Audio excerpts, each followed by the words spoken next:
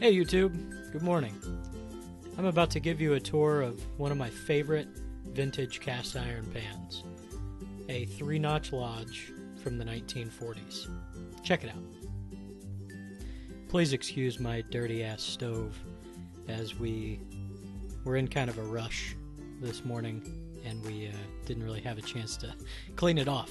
So there's some crap around the skillet and it's clean now. But it wasn't in the video, so just overlook that, please. Good morning, YouTube. Got my coffee going. But we're not going to talk about coffee this morning. We're going to do a quick video tour of this skillet. So this skillet right here is a 1940s to maybe early 1950s Lodge 3-notch. So obviously you can tell that in the heat ring here, there are 3 notches, the 9, the 12, and the 3, and then you have this small raised bit right here with a what they call a shift identifier on it.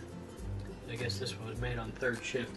I don't know if that's actually the case, but that was what I read, and it seems kind of odd, but hey, whatever. So I bought this one at a flea market.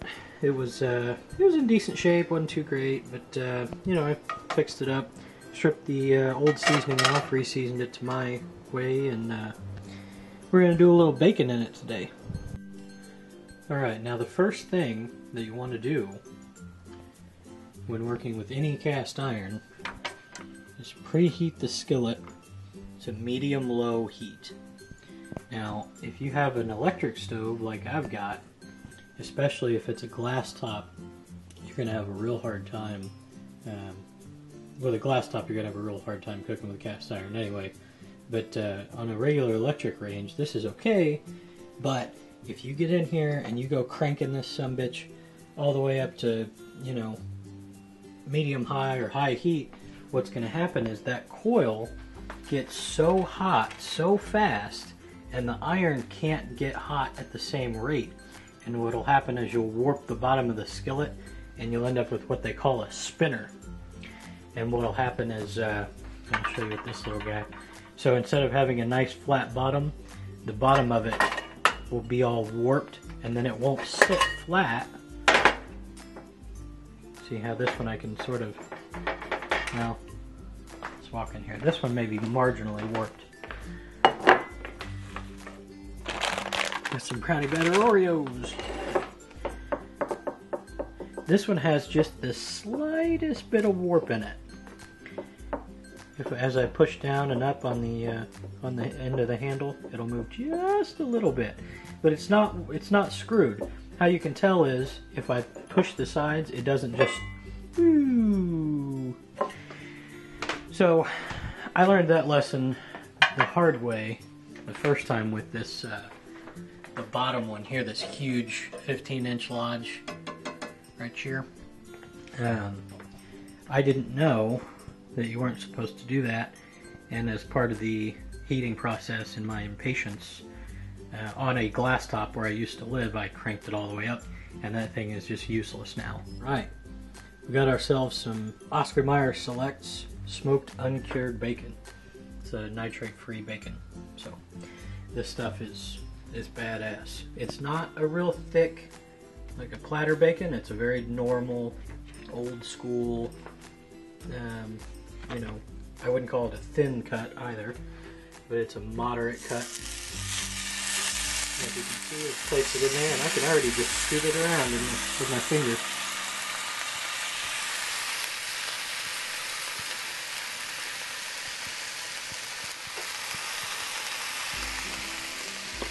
Ooh, listen to it sizzle.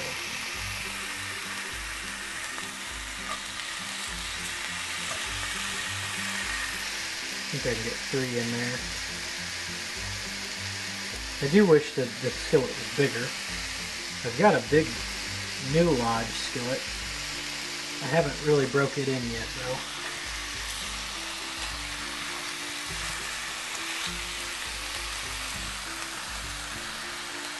Ooh, some bitch.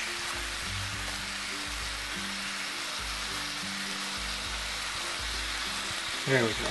Yep, got 3 of them going. So again, we're just on medium-low heat here. I don't do a lot of high heat cooking.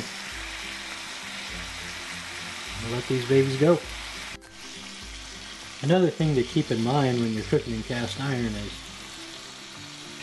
is a very good retainer of heat. So while it takes a long time to get heated up, if you preheated the skillet is going to be very well, the heat is going to be very evenly distributed inside of the metal. So one of the positives to that is with a properly preheated skillet, the bacon's not going to cook.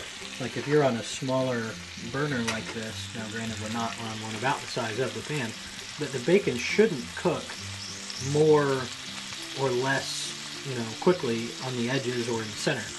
Now, that doesn't exactly ring true for this particular instance because this isn't exactly level and the burner's kind of cockeyed like this. And so the oils are all going to run down here, and you'll see that on this edge, this bit will cook quickly. So I do flip them for that reason, but it's a good retainer of heat, and that is one of the reasons why you don't want to cook on high heats with cast iron most of the time unless you're trying to sear something, because you just don't need to.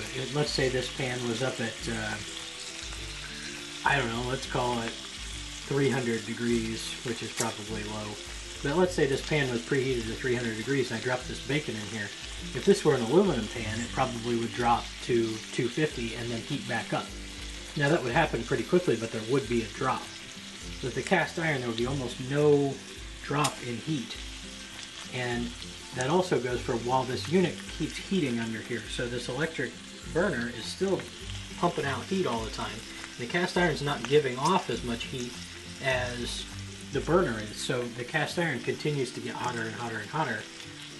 So even on a medium heat, cooking in a pan like this,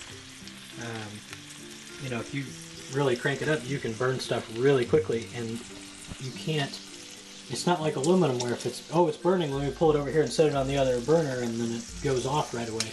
It holds heat, so it's going to keep being really hot for a little while. Now granted, these old vintage pans, as you can see, are pretty thin-walled, so they're not as bad about it. But man, look at the thickness of one of these new Lodge pans. Look how thick that thing is. I mean, it's a monster. So, and that's just the lid. That's literally the lid to a Lodge Dutch oven. As you can see, our bacon is finishing up nicely. I'm getting hangry just looking at it. It smells so good. Ooh, yeah. Here's one of the big benefits of cooking in cast iron. You can use metal utensils. You won't have to worry about damaging that shitty Teflon coating of your cheapo aluminum pans. I can sit here and scratch away in this fucker with a fork for 50 years, and I can still pass it on to my grandkids and it'll still work just fine. But try doing that with an aluminum pan. Might pass on some cancer. Bacon's done. It's time to save that precious grease. Remember, mitts, because the handle is also iron. It will be hot.